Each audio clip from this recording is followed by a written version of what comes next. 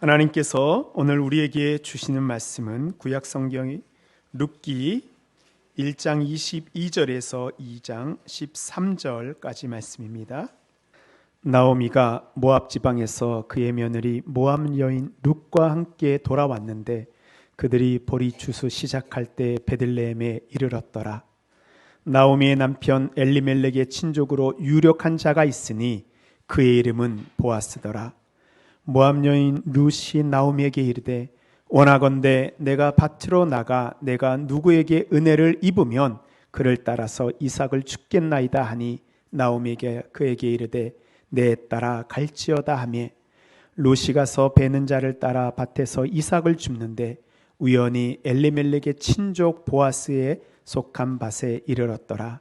마침 보아스가 베들레헴으로부터 와서 베는 자들에게 이르되 여호와께서 너희와 함께 하시기를 원하노라 하니 그들이 대답하되 여호와께서 당신에게 복 주시기를 원하나이다 하니라. 보아스가 베는 자들을 거느린 사환에게 이르되 이는 누구의 소녀냐 하니 베는 자를 거느린 사환이 대답하여 이르되 이는 나오미와 함께 모압 지방에서 돌아온 모압 소녀인데 그의 말이 나로 베는 자를 따라 단 사이에서 이삭을 죽게 하소서 하였고 아침부터 와서는 잠시 집에서 쉰 외에는 지금까지 계속하는 중이니이다.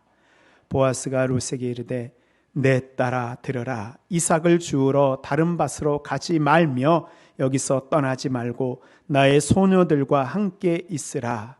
그들이 베는 밭을 보고 그들을 따르라. 내가 그 소년들에게 명령하여 너를 건드리지 말라 하였느니라. 목이 마르거든 그릇에 가서 소년들이 길어온 것을 마실지니라 하는지라. 룻이 엎드려 얼굴을 땅에 대고 절하며 그에게 이르되 나는 이방 여인이거늘 당신이 어찌하여 내게 은혜를 베푸시며 나를 돌보시나이까 하니 보아스가 그에게 대답하여 이르되 내 남편이 죽은 후로 내가 시어머니에게 행한 모든 것과 내 부모와 고국을 떠나 전에 알지 못하던 백성에게로 온 일이 내게 분명히 알려졌느니라. 여호와께서 내가 행한 일에 보답하시기를 원하며 이스라엘의 하나님 여호와의 그의 날개 아래에 보호받으러 온 내게 온전한 상 주시기를 원하노라 하는지라. 룻이 이르되 네 주여 내가 당신께 은혜 있기를 원하나이다. 나는 당신의 하녀 중에 하나와도 같이 못하오나 당신이 이 하녀를 위로하시고 마음을 기쁘게 하는 말씀을 하셨나이다 하니라. 아멘. 이것은 하나님의 말씀입니다. 여러분의 성과 이름은 어떻게 되나요?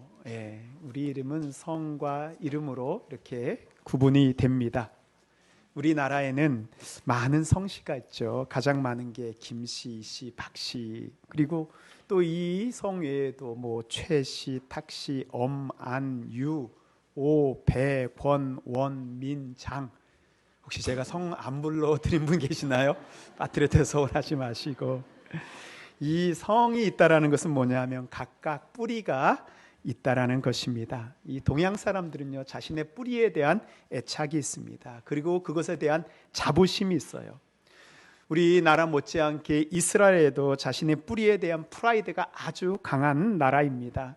자신들의 조상은 아브라함이고 이삭의 아들을 통해 12지파를 이루고 또한 하나님의 택한 선민이라는 그런 의식을 가지고 있습니다.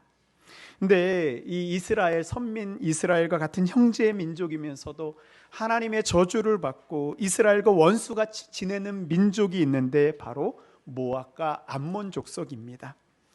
아브라함의 조카 롯이 소돔과 고모라가 멸망할 때 두 딸과 함께 도망쳐 근친 상간으로 태어난 자녀가 바로 모압과 암몬 족속의 이 시초입니다.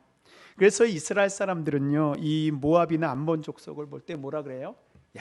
이 저 족속은 아버지와 술 마시고 동치마에 낳은 아들이라는 그런 민족이라고 생각하면서 업신여깁니다.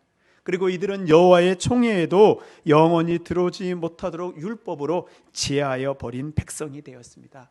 어떻게 해보려고 해도 할 수 없는 민족입니다. 제가 처음에 교회에 나갈 때 저희 부모님은 교회에 다니지 않았습니다. 그래서 교회를 처음 나가는데요, 정말 부러운 것이 이 부모님과 함께 교회에 다니는 아이들이 얼마나 부러웠는지 모릅니다. 누가 뭐라고 하지도 않았는데요, 괜히 주눅이 들 때가 있습니다. 그래서 모태신앙으로 태어나고 막 2대, 3대, 4대 신앙을 이어가는 집을 보면 너무 부러웠었습니다. 나는 왜 믿는 가문에서 태어나지 않았을까? 제가 신대원을 졸업하고 이제 사역지를 구할 때에도요, 부모님이 목사님이거나 장로님인 이 신대원 동기들을 보면 좋은 사역지를 금방금방 구하는 것입니다. 성경에 보면 차별이 없다고 하는데 교회는 조금 있는 것 같더라고요. 하나님, 제가 얼마나 어렵게 예수님 믿었는지 아시는데 하나님 저 좀 잘 봐주시면 안 돼요 하는 그런 생각도 들었습니다. 아마 모학 족속도 저와 같았을 것입니다. 근데요, 이 룻기의 마지막 장에 보면 다윗 왕의 계보가 나옵니다. 룻기 4장 17절에 보면 그의 이웃 여인들이 그에게 이름을 지어주되 나오미에게 아들이 태어났다 하여 그의 이름을 오벳이라 하였는데 그는 다윗의 아버지인 이새의 아버지였더라. 룻의 아들이 오벳이고 오벳의 아들이 바로 다윗 왕의 아버지인 이새입니다. 즉 오벳은 다윗 왕의 할아버지가 되죠. 다윗은요, 우리가 생각하는 그 정도가 아닙니다. 우리가 세종대왕 이순신 장군 생각하는 것보다 훨씬 더 높이 이스라엘 민족의 지도자입니다. 그 위대한 다윗 왕이 지금 누구를 통하여서 나오게 됩니까? 바로 룻의 후손으로 나오게 됩니다. 다윗 왕의 할아버지 오벳의 어머니는 이 룻은 이스라엘 명륜 가문의 규수가 아니고 이방 여인 중에서, 그 중에서도 이스라엘 사람들이 제일 멸시하는 민족 중에 하나인 모압 여인입니다. 룻은요, 이 정도가 아니고 마태복음 1장에 예수님의 계보에 그 이름을 당당히 올리고 있습니다. 마태복음 1장 5절에 보면 살로는 라합에게서 보아스를 낳고 보아스는 룻에게서 오벳을 낳고 오벳은 이새를 낳고. 그동안 우리가 룻기를 잘 읽다 보면 룻의 이름 앞에 꼭 붙는 수식어가 있어요. 그게 뭐예요? 모압 여인, 룻 모압 여인이라고 합니다. 그런데 예수님의 계보에 올라가는 순간 그 다음부터 어떻게 돼요? 모압 여인이라는 멸시천대의 대명사는 사라집니다. 모압이라는 수치의 이름이 없어지고 이제는 영광스러운 이름으로 예수 그리스도의 계보에 그 이름을 올리고 있습니다. 우리도 어렵고 힘들 때가 있으면 우리 뭐예요? 환경을 탓합니다. 우리 집안은 왜 이래? 왜 나는 이런 곳에서 태어났어? 부모는, 자식은 부모 탓을 하고요. 또 어떤 부모는 자식 탓을 하기도 합니다. 자기 자식을 부끄러워하기도 합니다. 그러나 이제는 그것이 아닙니다. 모압 여인이 다윗 왕의 계보에 들어가고 이 세상을 구원하는 예수 그리스도의 족보에 영광스럽게 이름을 올리는 것 같이 이제 하나님의 은혜와 우리와 우리 가정에게 임하게 되면요, 놀라운 은혜가 일어나게 됩니다. 이제 우리는 하나님의 자녀가 되었습니다. 더 이상 우리의 환경을 부끄러워하거나 탓할 이유가 없습니다. 하늘아버지가 우리의 영적인 아버지가 되었습니다. 오늘 말씀을 통하여서 어떠한 환경 속에서도 우리를 인도하여 주시고 우리에게 복 주시는 하나님을 만나는 우리 모든 성도님들 되시기를 바랍니다. 아멘. 오늘 말씀은요, 룻이 이삭을 주우러 가는 장면으로부터 시작합니다. 2절 말씀 보면요, 모압 여인 룻이 나오미에게 이르되 원하건대 내가 밭으로 가서 내가 누구에게 은혜를 입으면 그를 따라서 이삭을 주겠나이다 하니 나오미가 그에게 이르되 내 따라 갈지어다 하매. 나오미와 룻은 모압에서 모든 것을 다 잃어버리고 고향 베들레헴에 올 때 어떻게 했어요? 초라한 모습으로 왔습니다. 베들레헴에 도착하고 얼마 지나지 않아서 그들이 가지고 있는 식량도 다 떨어졌을 것입니다. 이제 룻과 나오미는 살기 위해서 곡식을 구해야 됩니다. 우리도 살다 보면 룻과 나오미 같이 내가 가지고 있는 모든 것들이 바닥이 드러날 때가 있습니다. 하나님께 돌아오면 모든 문제가 다 해결될 줄 알았는데 아무런 변화가 일어나지 않습니다. 이때 우리는 어떻게 해야 될까요? 첫 번째로 말씀을 붙잡고 나아가십시오. 룻과 나오미 중에서요, 이 베들레헴에서 곡식을 누가 더 잘 구할 수 있을까요? 룻은 베들레헴의 이방인이요 모압 여인입니다. 아는 사람도 없습니다. 누가 와서 일하는 곳도 없습니다. 생각해보면 룻보다는 나오미가 나가서 아는 사람도 만나고 일자리도 구하고 먹을 것을 구하는 것이 더 쉬울 수도 있습니다.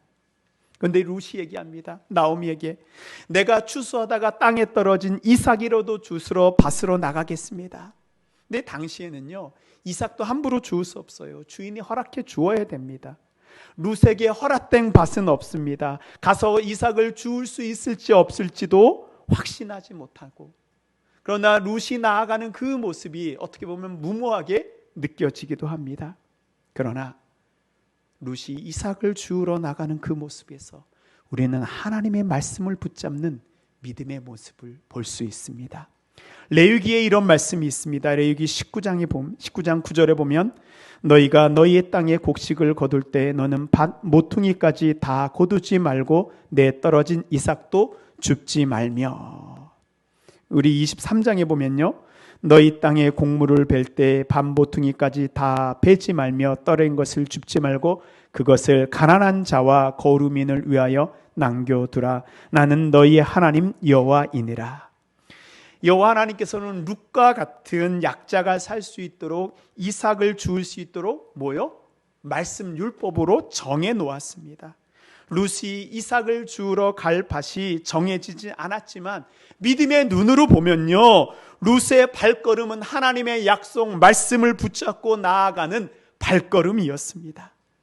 믿음으로 나아가는 룻을 위해서 하나님께서는 이미 하나님의 사람을 예비해 놓았어요. 2장 1절을 딱 시작하는데요, 이 룻기의 저자는 아무렇지도 않게 2장 1절을 딱 우리에게 던지고 있습니다. 우리 함께 읽겠습니다. 시작. 나오미의 남편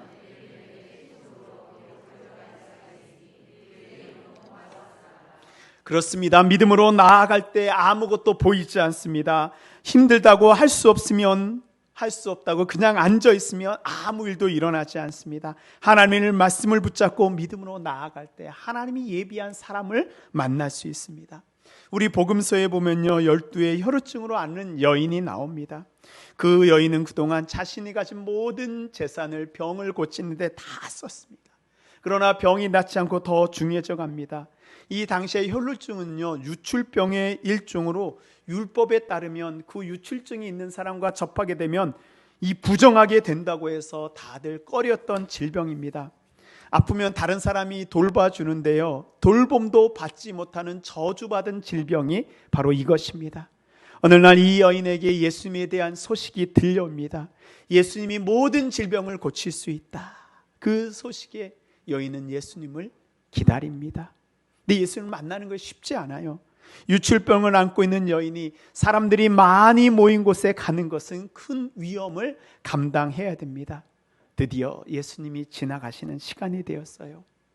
우리는 생각하기를 이 여인이 예수님 앞에 나와서 안수 기도라도 받을까 생각하지만 여인은 상상도 하지 못합니다. 그러나 마음속으로 내가 예수님의 옷가에 내 손이 스치기만 해도 나을 거다. 마가복음 52장 5장 28절에 보면요, 이는 내가 그의 옷에만 손을 대어도 구원을 받으리라 생각함이러라.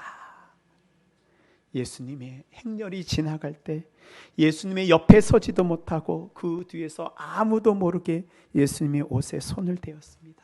그때 어떤 일이 일어나죠? 27절 말씀입니다. 예수의 소문을 듣고 무리 가운데에 끼어 뒤로 와서 그의 옷에 손을 대니 이에 그의 혈류 근원이 곧 마름에 병이 나온 줄을 몸에 깨달으니라. 그 옷가에 손을 대는 순간 유출의 근원이 마르고 고침을 받았습니다. 이 여인이 그날 예수님의 옷가에 손을 대는 믿음이 없었더라면 이 여인은 아무 일도 일어나지 않았을 것입니다. 12일 동안 누구를 찾아가도 고치지 못하는 그 질병이 예수님에 대한 믿음을 가지고 나아갔을 때 그 여인의 질병이 고쳐지고요, 삶이 변화되는 역사가 일어났습니다. 사랑하는 성도 여러분, 우리에게 정말 필요한 것이 무엇입니까? 환경을 보는 눈입니까? 아닙니다. 말씀을 붙잡고 나아가는 믿음입니다. 아무것도 없는 것 같아도 주님께서는 우리를 위해 예비한 은혜의 밭, 보아스의 추수의 밭을 예비해 놓았습니다. 나의 문제를 그냥 두고 계시지 마십시오. 주님 앞에 나아가십시오. 주님의 옷가에 손을 대십시오. 12 혈루증 앓은 여인을 고쳐준 것 같이 우리의 모든 질병을 고쳐주시고 우리의 삶에 주님의 은혜를 베풀어 주실 것입니다. 두 번째로, 하나님의 때를 믿고 인내하며 기다리십시오.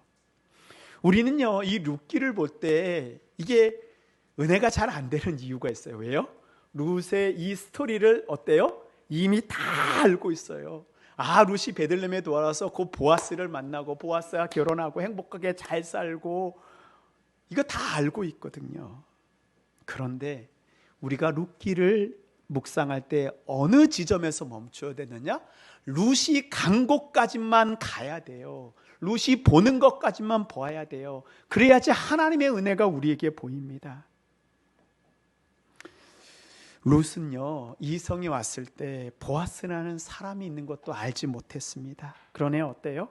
하나님은 이미 보아스를 예비해 놓으셨어요. 1절 말씀에 보면 나오미의 남편 엘리멜렉의 친족으로 유력한 자가 있으니 그의 이름은 보아스더라. 룻은 아무것도 알지 못했지만 하나님께서는 이미 모든 것 예비해 놓으셨습니다.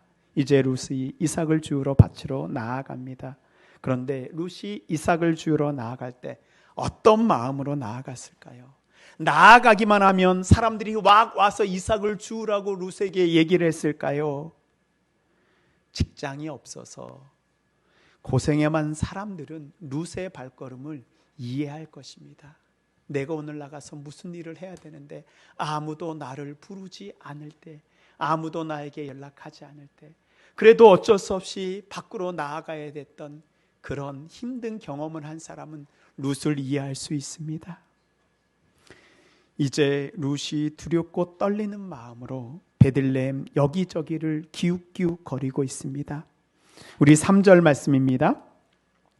룻이 가서 베는 자를 따라 밭에서 이삭을 줍는데 우연히 엘리멜렉의 친족 보아스에게 속한 밭에 이르렀더라. 룻이 우연히 보아스의 밭에 이르게 되었습니다.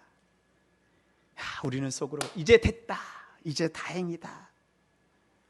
다른 사람 밭에 들어갔으면 어떤 일을 당할지 모르는데 보아스가 보아스의 밭에 간 것입니다. 우리는 당연히 보아스에 간 것으로, 보아스의 밭에 갔을 것으로 알고 있지만 여기에서 성경은 우연이라는 단어를 써서 그것이 아니었음을 얘기하고 있어요.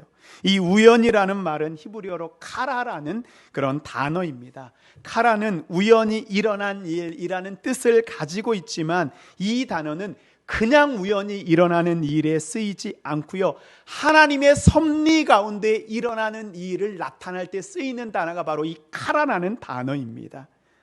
룻은 보아스의 밭에 가서 이삭을 줍게 된 것이 우연처럼 보이지만 그 뒤에는 하나님의 섭리, 하나님의 인도하심이 있었습니다.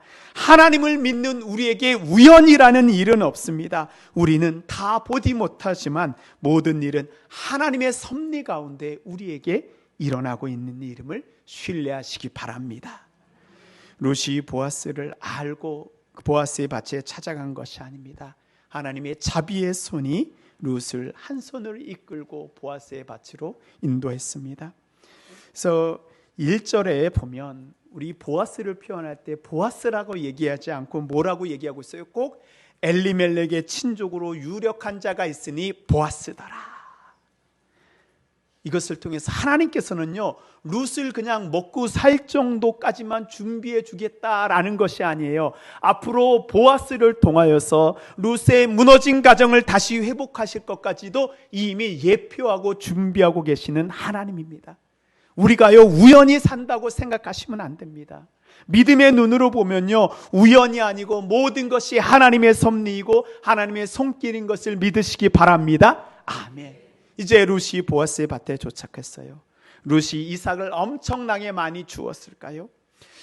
이 룻기 2장 5절부터 7장까지의 이 번역을 좀 보면요, 이게 두 가지로 해석이 될 수 있습니다. 첫 번째 번역은 우리가 그냥 지금까지 읽어왔던 대로 룻이 보아스의 밭에서 이삭을 잘 줍는 것 같이 보입니다.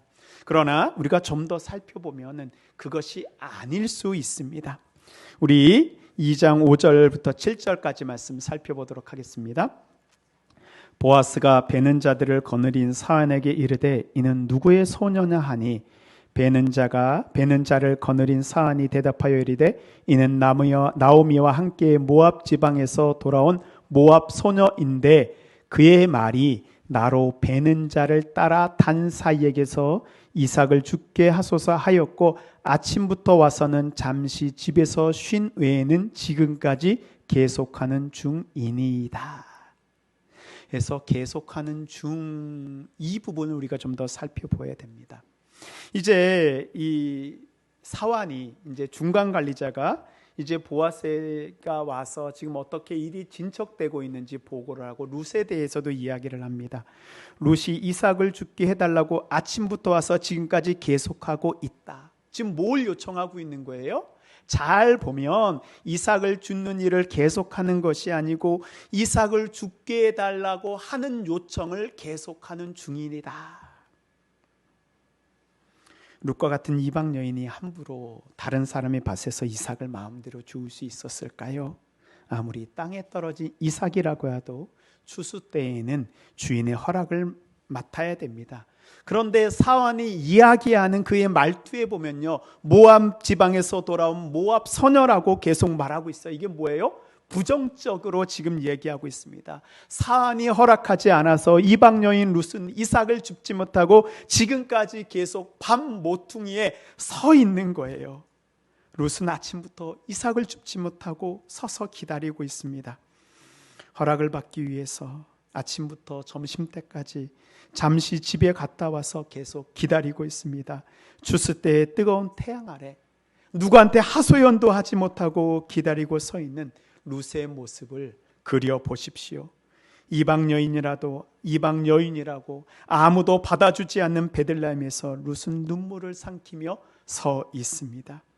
그렇습니다. 우리도 하나님의 인도하심을 받고 있지만 하나님의 은혜를 받기 위해서 서서 기다리고 있어야 되는 그 인내의 슬픔의 시간이 우리에게 있을 때가 있어요. 신앙생활을 하면서 우리는 너무 쉽게 이건 아닌 거야, 이 정도 기다렸으면 안 되지, 포기하기도 합니다. 율법의 약속을 기억하고 하나님의 인도하심을 따라왔지만 룻을 기다리고 있는 것은 이방 여인의 간절한 요청을 무시하는 사환의 거절뿐이었습니다.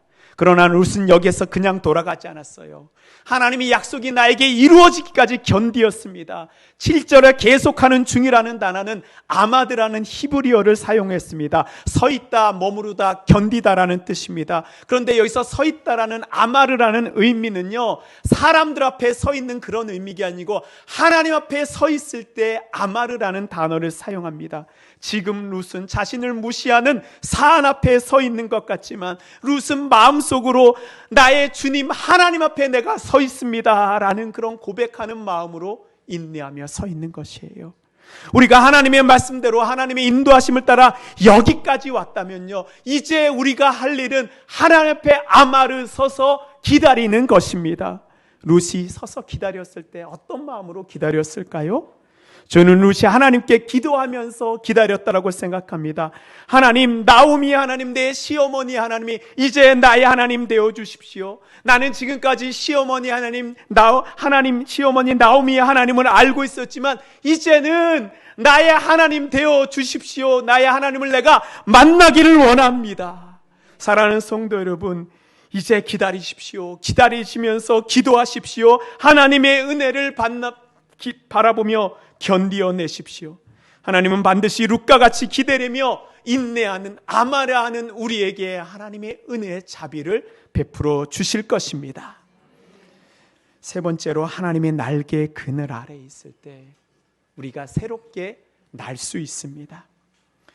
룻이 이렇게 보아스의 밭에서 이제 이삭을 죽게 되는데요, 보아스가 룻을 부르는 첫 마디가 어떻게 시작하나요? 우리 2장 8절 한번 보실까요? 2장 8절 보면 보아스가 룻에게 이르되 내 딸아 들으라. 뭐라고 부르고 있어요? 내 딸아. 아마 이런 것을 보면 보아스는 룻보다 아마 훨씬 더 나이가 많았던 것을 우리가 알 수 있습니다. 근데 제가 말씀드린 것 같이 그동안 룻이 사람들에게 불릴 때 늘 따라 부르는 수식어가 있었어요. 모압 여인, 모압 사람이었습니다. 아마도 베들레헴에서 룻을 이렇게 따뜻하게 불러주는 사람은 시어머니 나오미밖에 없었을 것입니다. 늘 모압 여인으로, 이방인으로 대우를 받다가 처음으로 따뜻한 말을 들었습니다. 그것도 누구에게만 들을 수 있는 말? 가족에게만 들을 수 있는 딸로 불렸습니다. 보아스의 부름을 들은 룻은 아마 억눌렸던 감정이 터져서 눈물이 나왔을지도 모릅니다. 보아스는 룻에게 계속해서 축복하고 있습니다. 우리 12절 말씀입니다. 우리 함께 읽도록 하겠습니다. 여호와께서 내가 행한 일에 보답하시기를 원하며 이스라엘의 하나님 여호와께서 그의 날개 아래 보호를 받으러 온 내게 온전한 상 주시기를 원하노라 하는지라. 아멘. 보아스는 룻에게 축복합니다. 이제 하나님께서 하나님 여호와의 그늘 아래 너를 보호하여 주신다. 그동안 베들레헴에서 룻과 나오미를 보호해 줄 사람이 없었습니다. 그러나 이제 하나님이 보아스를 통해서 룻을 지켜줄 것을 확신하게 해 주십니다. 저는 이 보아스의 축복을 보면서 신명기 32장의 말씀이 떠올랐습니다. 신명기 32장 10절에 보면요, 여호와께서 그를 황무지에서 짐승이 부르짖는 광야에서 만나시고 호위하시며 보호하시며 자기의 눈동자같이 지키셨도다. 마치 독수리가 자기의 보름자기를 어지럽게 하며 자기 새끼 위에 너풀거리며 그의 날개를 펴서 새끼를 받으며 그의 날개 위에 그것을 엎는 것 같이 여호와께서 홀로 그를 인도하셨고 그와 함께한 다른 신이 없었도다. 아멘. 룻이 험한 광야길을 가는 동안에 여호와 하나님께서 어떻게 하셨다고요? 룻을 자신의 눈동자처럼 지키고 보호하여 주셨습니다. 그리고 예비된 보아스의 밭으로 이끌어 오셨습니다. 그리고 이제 하나님이 여호와의 날개 아래 보호해 주실 것을 약속하십니다.